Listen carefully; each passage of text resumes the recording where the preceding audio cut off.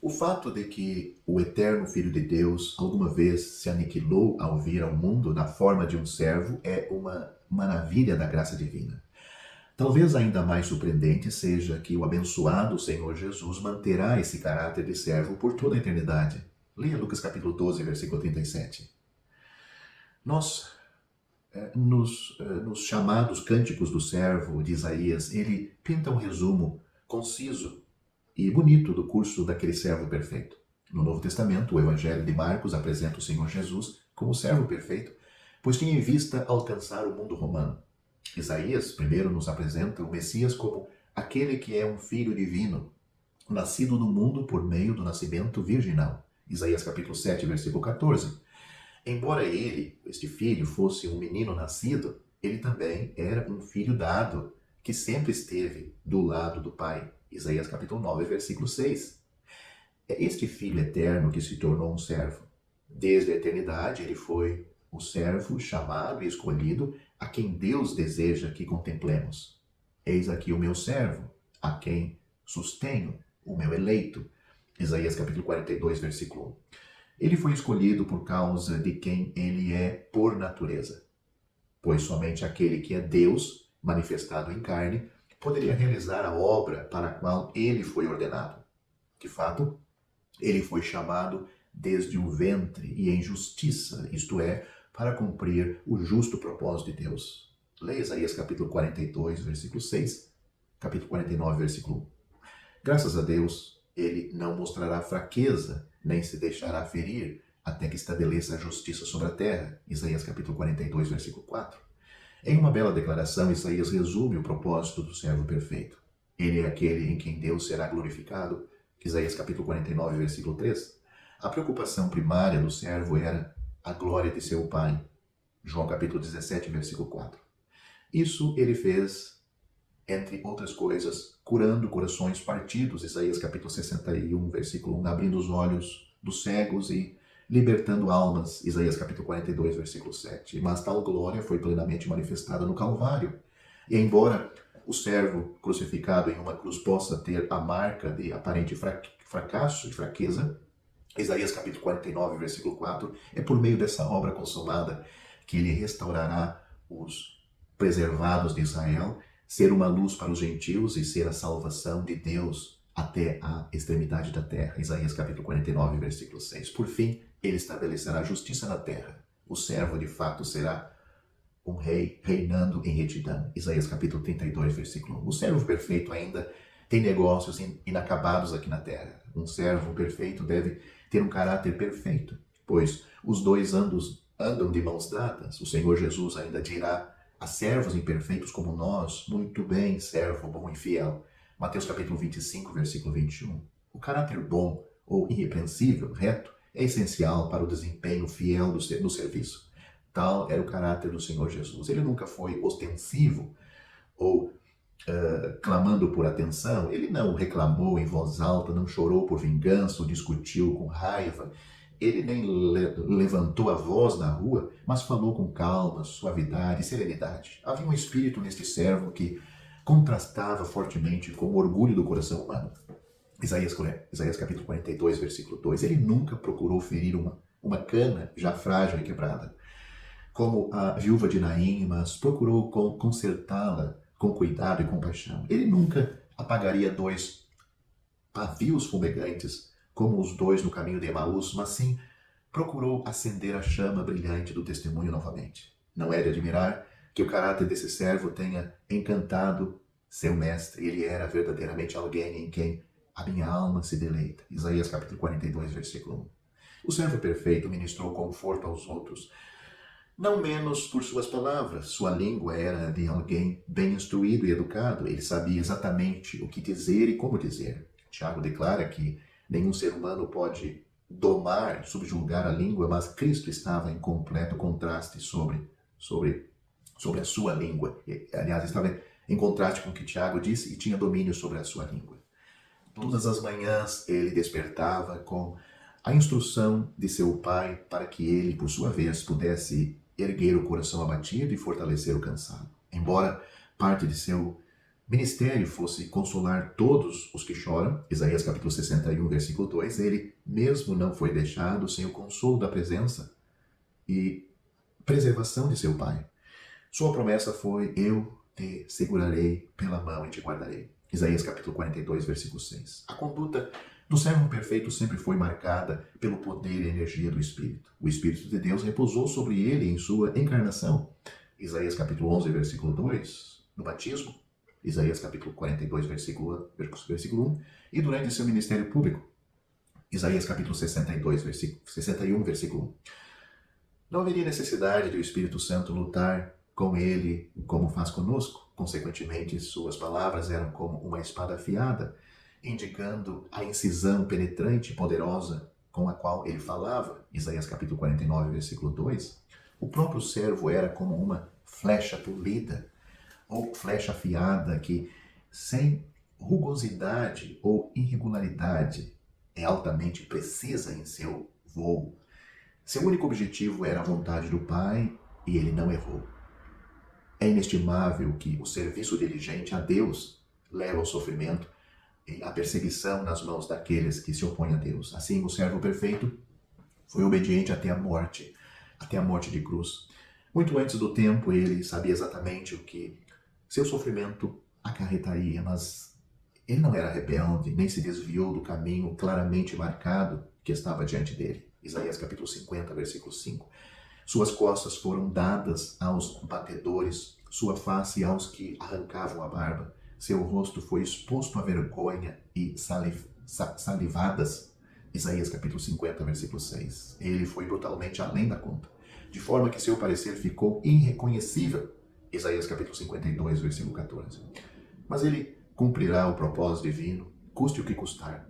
Isto é, em última análise, para a glória de Deus, e portanto ele irá sem murmurar. Isaías capítulo 53, versículo 7. Mas esse servo receberá a mais alta compensação por seu serviço fiel. Ele será exaltado e muito elevado. Isaías capítulo 52, versículo 13. Embora os judeus designassem sua sepultura com os ímpios, de acordo com sua morte vergonhosa em uma cruz, Deus planejou que ele realmente fosse enterrado na tumba de um homem rico, de acordo com sua beleza moral. Ele não havia cometido violência, nem engano estava em sua boca. Isaías capítulo 53, versículo 9. Além disso, este servo verá o trabalho de sua alma e ficará satisfeito. Isaías capítulo 53, versículo 11. O fruto do Calvário, sua semente espiritual, lhe trará a plenitude de deleite. Para ser franco, o terrível sofrimento do Calvário será totalmente compensado, ou seja, valeu a pena, quando sua noiva, a igreja, for revelada ao seu lado. João capítulo 12, versículo 24, é um versículo precioso na Bíblia. Lá diz que se um grão de trigo caindo na terra não morrer, fica ele só.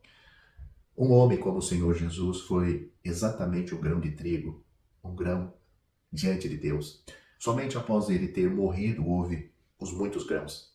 A salvação começa com a cruz, embora devamos ter Belém, ou seja, seu nascimento, antes de podermos ter o Gólgota, a sua morte, somos salvos por meio do Gólgota, não por meio de Belém. O Filho de Deus é totalmente justo. Ele foi o grão justo. Mas sua justiça não nos pode salvar. A justiça de Cristo, não pode ser imputada a nós. Deus faz menção da justiça de Cristo na Bíblia. Mas ele nunca diz que a justiça de Cristo deve ser nossa. A Bíblia diz que Cristo é nossa justiça. Ela nunca diz que a justiça de Cristo é nossa justiça. Gostaria de salientar isto, pois isso exaltará a cruz do Senhor Jesus Cristo. A Bíblia diz que Cristo é nossa justiça. O próprio Cristo é nossa justiça. Nós nos chegamos a Deus em Cristo. Cristo é nossa justiça. É a justiça de Deus que nos traz o perdão e nos livra do julgamento. Não é a justiça de Cristo que faz isto. A justiça de Cristo é somente a qualificação para que Ele seja nosso Salvador. Cristo nunca transferiu-nos sua justiça. Se a justiça do Senhor Jesus fosse transferível a nós, Ele poderia tê-lo feito enquanto vivia na terra. Ele não teria de ir à cruz e nós, assim, poderíamos ter sido salvos. Se o caso fosse esse, sua vida se tornaria nossa vida resgatadora. Mas não há tal doutrina como vida resgatadora de Cristo. Há somente a doutrina da morte resgatadora. Somente a morte do Senhor Jesus nos salvará.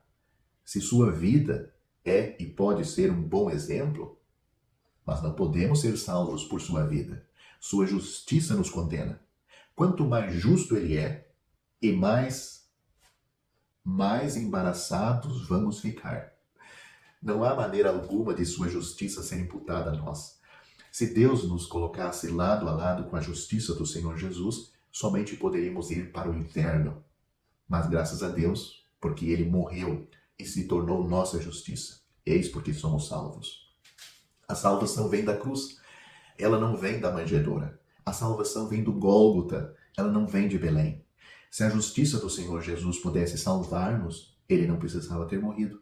Por isso, quando lemos a Bíblia, não devemos ser afetados pela teologia dos homens. Ficaremos muito mais esclarecidos se formos ensinados pela Bíblia do que pela teologia do homem. A palavra do homem pode ajudar, mas ela também pode danificar. Devemos colocar de lado a palavra do homem. Lemos em Isaías capítulo 53, do versículo 5 ao 10, que ele era uma profecia 700 anos antes de acontecer em Cristo. Ele foi traspassado pelas nossas transgressões e moído pelas nossas iniquidades. O castigo que nos traz a paz estava sobre ele, e pelas suas pisaduras fomos sarados. Todos nós andávamos desgarrados como ovelhas. Cada um se desviava pelo seu caminho, mas o Senhor fez cair sobre ele a iniquidade de nós todos. Ele foi oprimido e humilhado, mas não abriu a boca. Como o cordeiro foi levado ao matadouro e como ovelha muda perante os seus tosqueadores, ele não abriu a sua boca. Por juízo opressor foi arrebatado, e sua linhagem, quem dela cogitou? Porquanto foi cortado da terra dos viventes, por causa da transgressão do meu povo foi ele ferido. Designaram-lhe a sepultura com os perversos, mas com o rico esteve na sua morte, posto que nunca fez injustiça, nem dolo algum se achou em sua boca. Todavia, ao Senhor agradou moê-lo, fazendo-o enfermar, quando der ele sua alma como oferta pelo pecado. Verá a sua posteridade e prolongará os seus dias, e a vontade do Senhor prosperará na sua mão. Os apóstolos citaram Isaías 53 muitas vezes no Novo Testamento. A pessoa falada nesta passagem das Escrituras é o Senhor Jesus. Que disse o profeta quando descreveu essa porção da Escritura? A última frase do versículo 4 diz: nós o reputávamos por aflito, ferido de Deus e oprimido. No começo o profeta achava que ele fora ferido e afligido por Deus, que fora punido por seus próprios pecados e ferido por Deus por suas transgressões. Mas no versículo 5, há uma volta, ou uma reviravolta nos pensamentos do profeta. Deus lhe deu uma revelação através da palavra mas. Achávamos que ele estivesse meramente sofrendo punição e ferimento por seus erros, mas ele não estava sofrendo punição e ferimento por si, mas por nós. Mas ele foi ferido pelas nossas transgressões e moído pelas nossas iniquidades. O castigo que nos traz a paz estava sobre ele, e pelas suas pisaduras fomos sarados. Todos nós andávamos desgarrados como ovelhas, cada um se desviava pelo seu caminho. Isaías capítulo 53, versículos 5 e 6. A frase seguinte é muito preciosa, mas o Senhor fez cair sobre ele a iniquidade de nós todos, versículo 6. Isso é o que o Senhor fez.